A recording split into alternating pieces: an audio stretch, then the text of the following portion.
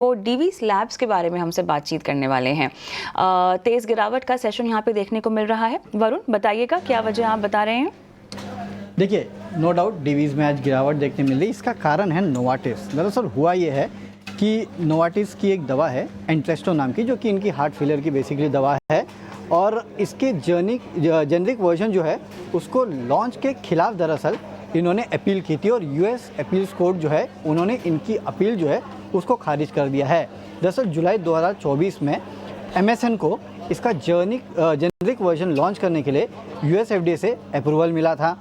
उसके बाद नोवार्टिस ने इस कंपनी के खिलाफ एक लॉसूट फाइल किया था, और दरअसल जो यूएस में फेडरल जज है और जो डिस्ट्रिक्ट जज है उन्होंने ऑलरेडी इस अपील को खारिज किया था, और अब यूएस के जो अपील्स कोर्ट है उन्होंने भी इनकी जो अपील है कि जेनरिक वर्जन को लॉन्च नहीं किया जाना चाहिए, इसको खारिज कर दिया है। तो ये एक सेटबैक नोवार्टिस के लिए है, लेकिन इसका इंपॉर्टेंस डीवीज़ के लिए भी है, क्योंकि डीवीज़ का नोवार्टिस के साथ एक सीडीएमओ कॉन्ट्रैक्ट है, और डीवीज़ का जो ओवरऑल पोर्टफोलियो है उसमें, यानी कि जो सीडीएमओ पोर्टफोलियो है उसमें एंट्रेस्टो जो है वो सबसे बड़ा ड्रग है।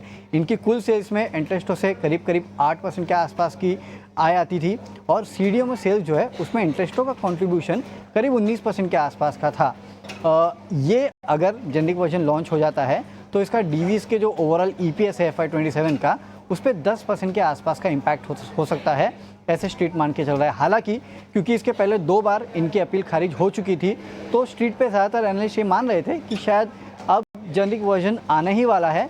तो ये जो यूएस अपील्स कोर्ट के जो डिसीजन आया है, वैसे तो कोई शॉकर नहीं है, लेकिन हाँ नेगेटिव ज़रूर है, और इसका ही आप इम्पैक्ट देख रहे हैं कि डीवीज़ लैब की इस खबर के बाद पिटाई हो रही है।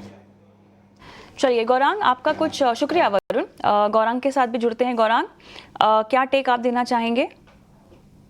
कविता, ये पूरा जो फार्मा क्षेत्र है या फिर दवाई उत्पादन करने वाली कंपनियां, जहां पर जेनरिक्स, एपीआई और खास करके सीडीएमओ सेगमेंट, जिसे हम कॉन्ट्रैक्ट मैन्युफैक्चरिंग आउटसोर्सिंग के नाम से जानते हैं, सीडीएमओ कंपनीज, उसका फायदा मिलेगा। हाँ, खबर को लेकर के थोड़ी बहुत नकारात्मक परिस्थिति बिल्कुल है कविता, इसमें कोई दो राय नहीं है, लेकिन ये छोटी अवधि या मध्यम अवधि के लिए। लंबी अवधि का अगर आपका निवेश है, पहले तो बने रहें, और अगर आप निवेश करने का मन बना रहे थे गिरावट पर, तो ये जो 3-3.25% के आसपास की गिरावट जो हमें दिख रही, वो एक अच्छा मौका है लंबी अवधि के लिए निवेश करने के लिए। तो अब बात करते हैं आरबीआई पॉलिसी की, और क्या आरबीआई दरों में कटौती करेगा। एक्सपर्ट पोल इसको लेकर क्या कहता है? गौरव जावलकर हमारे सहयोगी हमारे साथ जुड़े हुए हैं। गौरव, बताइएगा।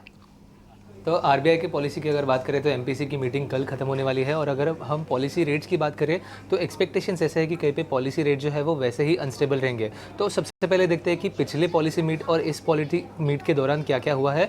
सबसे पहली बात तो सीपीआई इन्फ्लेशन जो है वो 6% से भी ज़्यादा चला गया था। 14 मंथ हाई लेवल पर ये जो सीपीआई इन्फ्लेशन है वो हमने देखा था। और इसी के साथ साथ अगर हम बात करें जीडीपी ग्रोथ की, तो सेकेंड क्वार्टर में जो जीडीपी ग्रोथ नंबर था वो एक डिसअपॉइंटिंग नंबर हमें देखने को मिला था, 5.4% पे, जो कि 7 क्वार्टर लो लेवल पे था।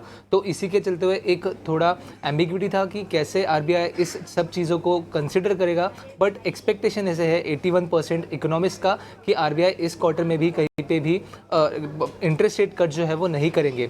इसका मेन रीज़न ये है कि कहीं पे फोकस जो है वो अभी भी इन्फ्लेशन को नीचे लाने के लिए रहेगा, क्योंकि आरबीआई ये बार बार कह रहा है कि इन्फ्लेशन जो है वो 6% या फिर 4% लेवल पे एक सस्टेनेबल बेसिस पे आना चाहिए। इसके अलावा एक्सपेक्टेशन ऐसे भी है कि जैसे हमने देखा था कि ग्रोथ में कहीं पे एक कंसर्न देखने को मिला था, और इसी के चलते हुए कहीं पे लिक्विडिटी में एक ट्वीक जो है हमें देखने को मिल सकता है। तो इंटरेस्ट रेट के अलावा दूसरे जो मेजर्स है जैसे सीआरआर रेशियो, एसएलआर रेशियो, वहाँ पे एक ट्वीक देखने को मिल सकता है।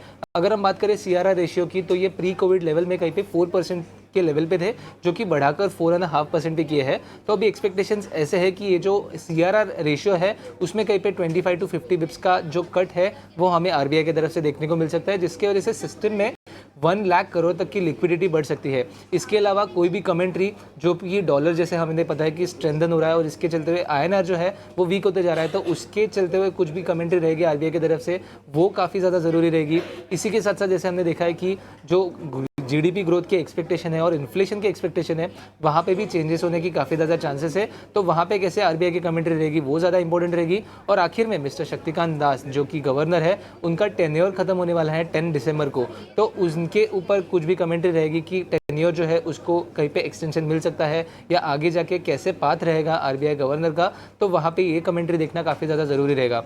बट एक्सपेक्टेशन ओवरऑल अगर हम बात करें रेट कट्स की, तो इस मीटिंग में भी हमें रेट कट जो है वो शायद से नहीं देखने मिलेंगे।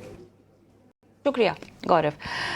गौरांग आपके पास आएंगे और चलिए तमाम समीकरणों को ध्यान में रखते हुए और साथ ही आज जिस तरह से मुनाफा वसूली हमें पीएसयू बैंकिंग पैक्ट में भी दिखाई दे रही है, ओवरऑल बताइएगा कैसे आप समझ पा रहे हैं। आरबीआई क्रेडिट पॉलिसी में कल हमारा भी अनुमान ये है कि ब्याज दरों में तो कटौती नहीं होगी, लेकिन हाँ नकदी बढ़ाने के लिए शायद सीआरआर में कटौती हो सकती है, जिस तरीके से थोड़ी दिक्कत हुई है।